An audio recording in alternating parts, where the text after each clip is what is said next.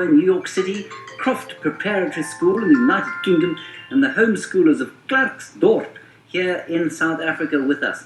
It's great to have you here, kids, and we are very excited to be sharing this back to school special with you over the course of the next week.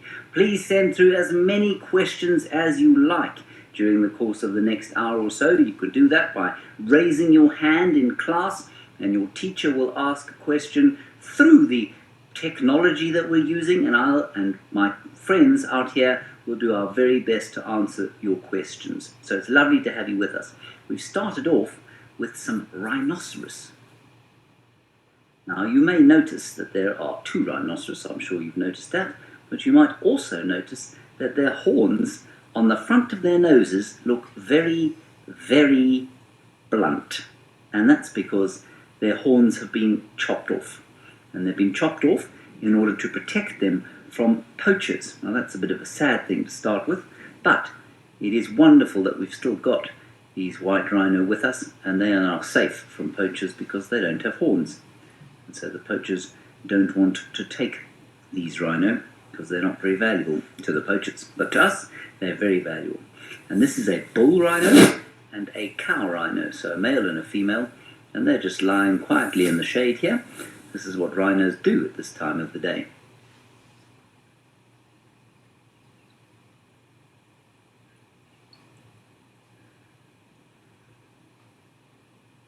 Phew!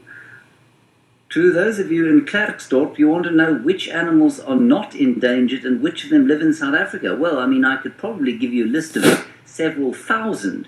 Remember that even insects are animals, so are fish, so are all the birds and all the reptiles and the amphibians. So we've got lots and lots of unendangered animals like impala, catfish, honeybees, all sorts of things here. The endangered ones include the rhino, the wild dogs.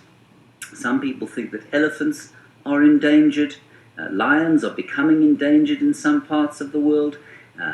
Birds like the ground hornbill are endangered. But there are a lot of animals that are not endangered. And the thing that gives them, or the thing that threatens those animals, is actually the lack of space for them to live in. So all those animals that are not endangered are threatened by a lack of space. And the reason that their space is lacking and their space is getting smaller is because we as human beings are expanding so much. And so we're making it difficult for wilderness to survive. We're making it difficult for animals to live in wild places. These two rhino are very safe here though. And this is ideal habitat for them. They've got lots of grass to eat, they've got shade, they've got water, and I'm pretty sure they're going to go off to the mud soon. Yes, the kids of PS22 Thomas Jefferson, you want to know if rhinos are herbivores? They certainly are herbivores. The white rhino, which we're looking at here, or square-lipped rhino, is a grass eater. So they don't eat leaves from trees, they eat the leaves of grasses normally, and their counterpart, the black rhino or hooked-lip rhinoceros, is a browser. So they eat the leaves and twigs off trees. Now the reason they've got up here is that they can hear my voice. Their eyes are very poor, so they'll probably see the shape of the vehicle where we're sitting here. We're probably about, maybe 50 meters from them. That's about 150 feet. And so they'll see a shape. They won't really be able to smell us because the wind is blowing away from them to us. But I do think that they can hear my voice. And I think that's why they've stood up. And they're just listening. Perhaps they're trying to learn about themselves. Perhaps they're thinking to themselves, this guy's talking nonsense. This is not what we really like. And if you look very carefully there at the rhino in front, she has got a bird in her ear. You see that? That's called a red-billed oxpecker. And that red-billed oxpecker has a very important job, and that job is to clean the ticks and other parasites off the rhino's skin, and out of her ears, and out of her bottom, and out of her nose even. Well, Evelyn, that's a really, really clever question. Aged just 8, you say, if the rhino doesn't have a horn, how does it protect itself? Well, they don't really use their horns to protect themselves against anyone but each other. So they do use their horns to protect themselves if they're fighting each other, but they don't really have natural predators out here. So lions and hyenas might take very small rhino, but they don't have other natural predators here. So, as this one lies down, see, he's relaxing now. So the horn might be used to defend themselves against poachers, but the great irony of the situation is that that horn, although it can be used for defense, is actually the greatest threat for the white rhino, because the poachers are after the horns. And so I know that it seems very strange, but by taking the horn off the rhino, we're actually protecting it. And if all the rhinos don't have horns, well, then they don't really need to fight with them, and nobody is at an unfair advantage. Now what's happened here is that they've been listening to my voice. They've now decided that actually I'm not so scary after all, and so they're just going to lie down here in the shade. That's the big bull that's lying down, and the slightly smaller cow who's still looking at us, wondering, what is this guy talking about, and why is he disturbing my sleep on this hot afternoon? Now, Nikki, you're 12 years old and you want to know if these rhinos were born in the camp. Well, we're not really in a camp so much as we are in an enormous game reserve. So we're part of the Great Limpopo Transfrontier Park, and that is 8.5 million acres or 3.5 million hectares of contiguous wilderness area. Okay? And these rhinos were absolutely born here, but they're not in captivity, so they're free roaming. They don't have to stay on this reserve where we are, called Juma. They can move away into any part of that 3.5 million hectare or 8.5 million acre area. So yes, they were born here, but I don't want you to think of them as being born like a zoo animal, for example. They are not captive. They are just protected in a very large area through which they're completely free to roam.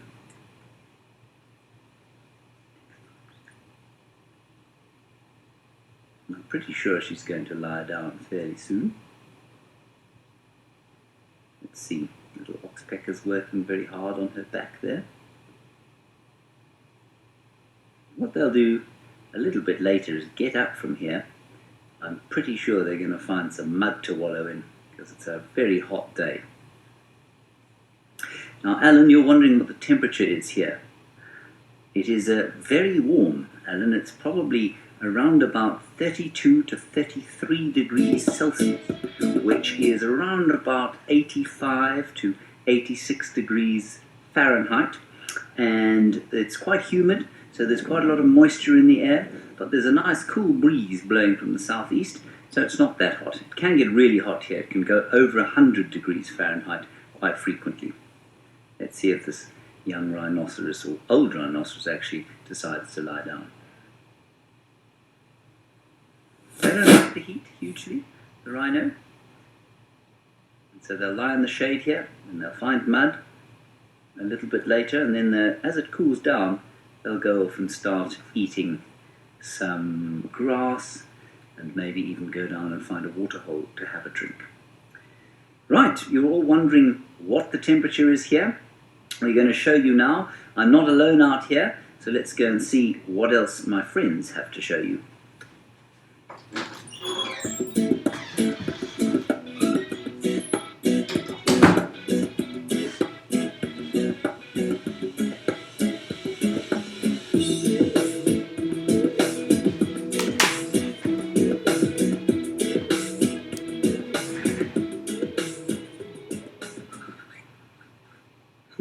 Well, good afternoon and welcome to Modikwe, where it is a very warm 33 degrees Celsius, 91 Fahrenheit, I believe. And well, the only animals you really find standing out in the sunshine on days like this are these guys, the zebras.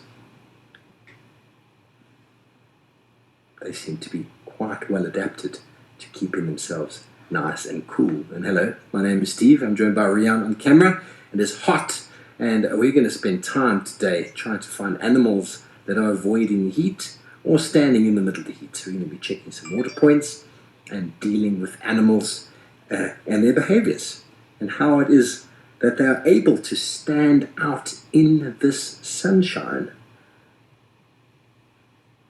Now, it seems like a group of male zebra, and that's not easy to see always, but I've spent some time here already so I can tell.